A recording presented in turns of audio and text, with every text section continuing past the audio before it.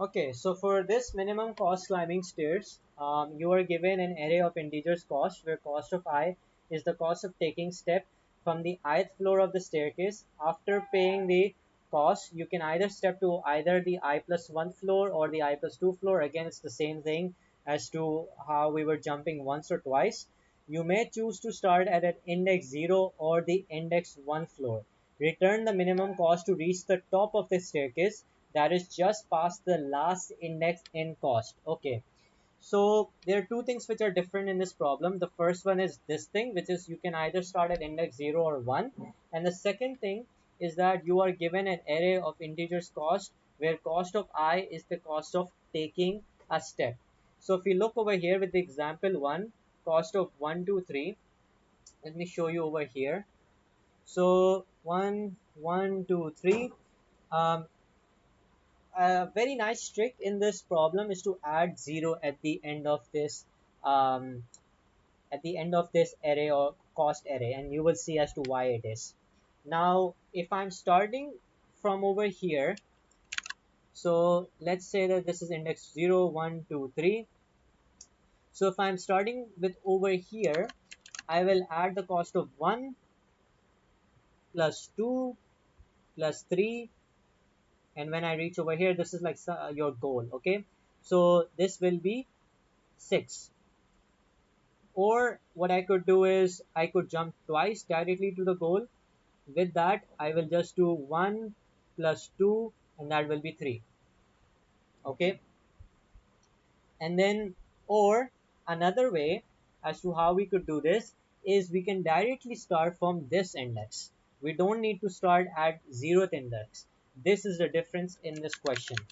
So what if we start from 1? Then we can directly jump twice and get a cost of 2, and that is the minimum cost that you will get from this staircase or climbing staircase. Okay, so how are we going to solve this? Very simple. We are first of all going to create our recursion tree. So we are going to go from f of 3 to either f of 2 or f of 1, and yes, essentially we are going to either go to f of 1 or f of 0, either going to go to f of 0 or f of negative 1, either to f of 0 or f of negative 1. Why am I adding these conditions? You will understand them right now.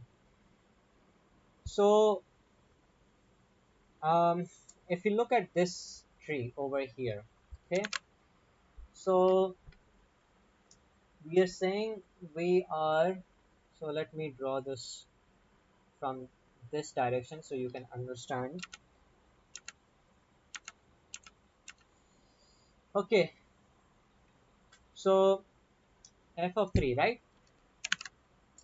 So you go to f of 2, which is this, then f of 2 to f of 1 here, and then f of 1 to f of 0, which is here. Okay, now when you reach f of 0, you want to add this cost, right?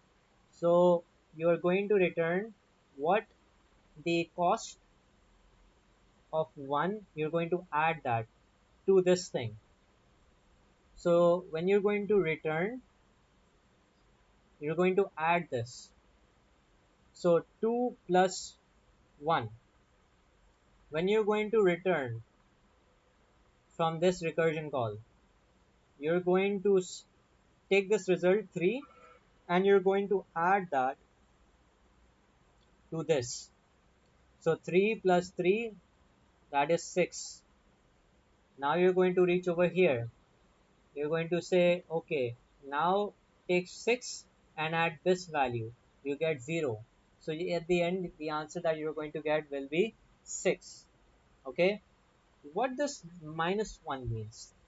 This negative 1 basically denotes one small thing, and that small thing is that Actually, do we actually need f of negative 1? We actually don't need f of negative 1 over here. Yes. We only need f of 1 and f of... Okay, yes. We do need f of negative 1. This f of 1 is very important. And the reason is, um, if we look over here, okay, if we look at this thing over here, and if I want to denote this over here, right? This is this is what I've highlighted over here. This is the sub problem. Okay, so what this basically means is that if I am going from here to here, I am adding this, right? I'm adding this one value, which is f of 0. I'm adding this. What if I don't want to add this value? What if I want to directly start with this index? This is the reason why I've added this negative 1, because this will return 0. 0 plus f of 1, which means 2. 0 plus 2, I have 2. But from here, from the left side, this is 1 plus 2, that is 3. This is the reason why I've added this negative 1. So technically what this means is that I start from position 1, and this basically means I start from position 0. Now, um, what do we need to do? We need to look at this left subtree and we need to look at the right subtree, and we want the minimum answer. So when we look at 3 and we look at 2 over here, we need to look at the minimum. So instead of doing jump once plus jump twice, which we were doing in the earlier problem, jump twice, we need to compute the minimum. And once we have done that, we have solved the problem. So let's code this up and see as to how we're going to do this. So um, for this, we are going to need a helper function. So define a helper function, which is going to contain our cost. First of all, self, a cost, and an I. You can call it I or N. Let's call it N.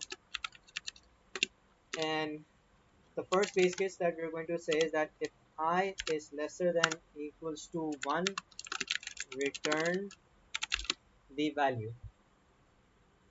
Okay, return cost of n, and we are going to define n as the length of our cost. We are going to say return self dot helper n, and over here we are going to say jump once equals to self dot helper cost comma n minus 1, jump twice self dot helper cost of n minus 2. Now note that you are going to add the cost to both of them, and then you are going to return the minimum of jump once and jump twice. Okay. um, I'm just doing a very quick recheck for the solution.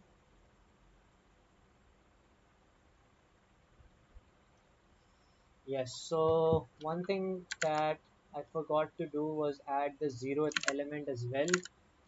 So before I do this, I need to get the uh, I need to append 0 to this, and we are going to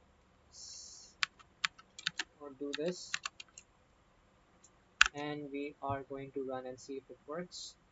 Okay, we got an incorrect because I did not mention my cost array over here.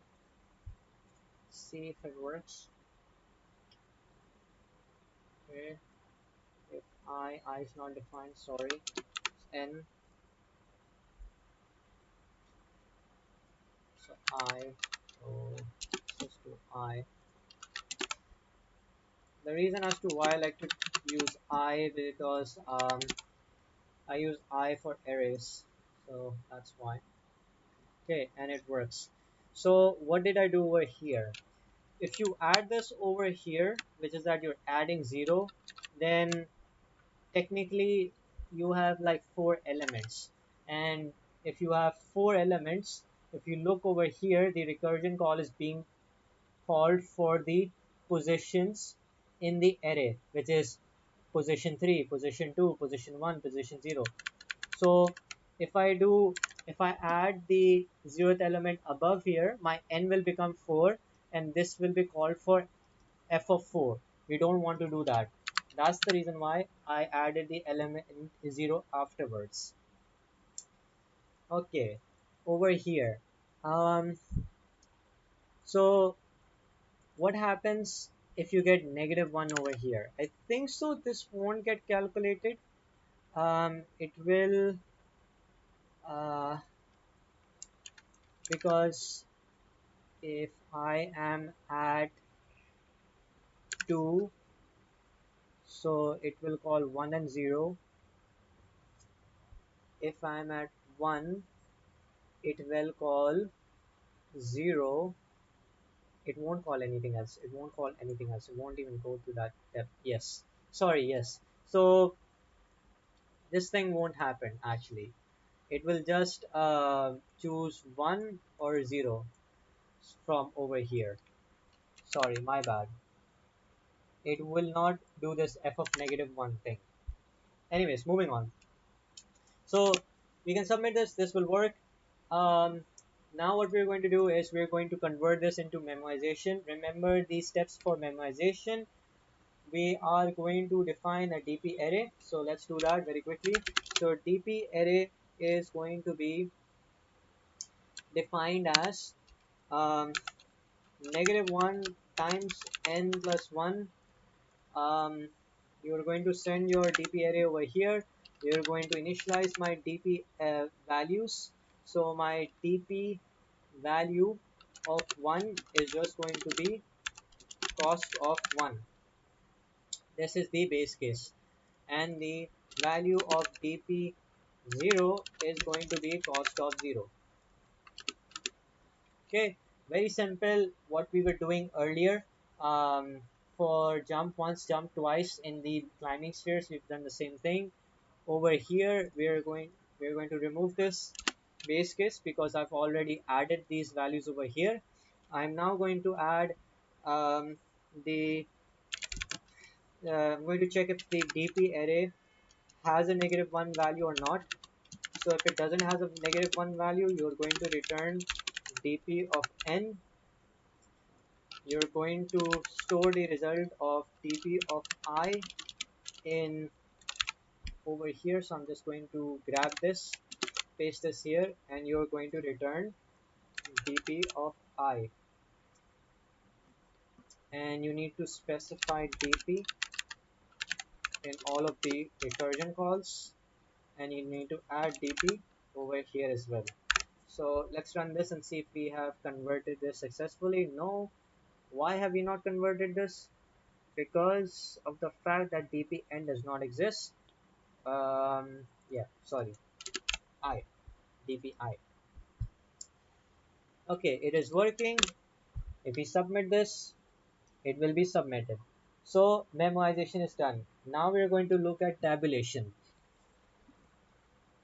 So tabulation is very simple. We're going to look for I in range, or over here one edge case that you're going to get is that if n is lesser than equals to 1, you can return the minimum of either cost of 0 or cost of 1. So this is the edge case. You're going to start with 2 to n plus 1, and just going to grab this, paste this here, grab this, paste this here. We don't need the helper function anymore, and instead of returning this, we are going to return dp of n. Now n will be, I think n will be the last value. We don't need that. We need n minus 1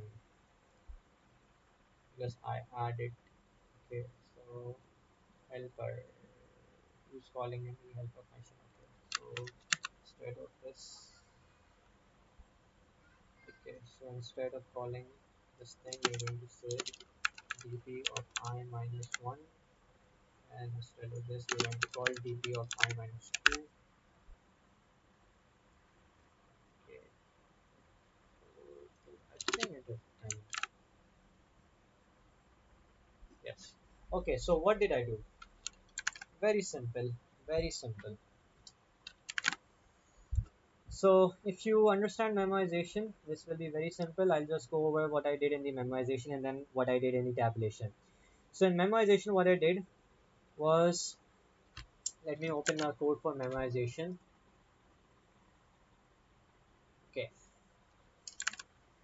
I said f of 3 go f of 2, f of 1, f of 1, and f of 0. If you get the answer of f of 1, store that over here. If you get the answer of f of 2, store that and use it afterwards. So I initialized my dp array 0, 1, 2, 3, set all of the values to -1. I have replaced my base case values. My base case was 0 and 1 to my cost of I value. So position 0 was 1. So this is now 1. The base case of 1, which was cost of 1, this had a value of 2, so I replace this. If I want to compute f of 2, I will solve the recursion, which is I will check, do I have this value? Do I have this value? Yes, I have. Yes, I have. Which is that this thing over here. This will return the value of in time complexity O of 1. And then I will do the minimum. So what is the minimum over here of 1 and 2? The minimum is 1. So this will return you 1, which means that if I have 0, 1, my positions are 0, 1, 2, and my values are 1, 2, 3.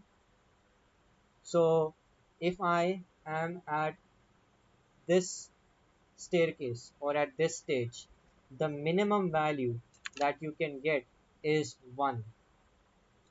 Okay, now for f of 1, the value was 1. So did I make a mistake? uh, no, I did not make a mistake. So um, yeah, so I also had to add the values um, when I was coming here. So when I reach f of 2, I need to add this value as well. So either way, I will have 1 plus 3 or 2 plus 3, and I will see that the minimum value is in fact for over here for the left subtree. For the left subtree, the minimum value would be plus 4. Okay, and when I'm coming from the right subtree, I will have the value of position 1, which is 2, and then this will be 0. So I will get the value of 0. This won't be 4, this will be something else. I made a small mistake, but you understand what I'm trying to say. In tabulation, we were doing the same thing which we were doing in the Fibonacci series, which is that we took this result, we are going from bottom to up. We took the minimum of both of these results, so 1 and 2. We took that, we added the cost of I for the next value, whichever that is, and then we were storing that in the DP array. So very easy, nothing too difficult. So that was your minimum cost climbing stairs.